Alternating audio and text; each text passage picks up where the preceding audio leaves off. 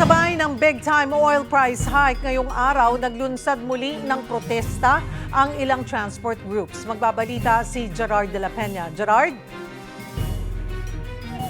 Mga kasama ay nagtaas din sila ng 4 pesos. Ang mga driver ay nawawala na.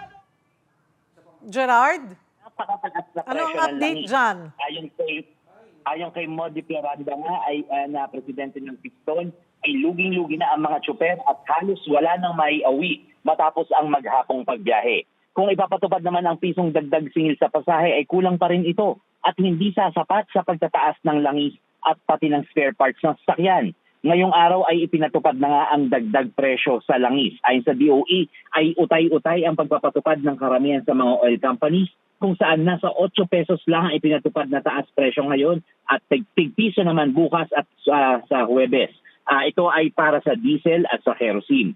Nagbabalak na magsagawa ng strike ang Piston pero hindi pa rin daw nila alam kung kailan ito igagawin.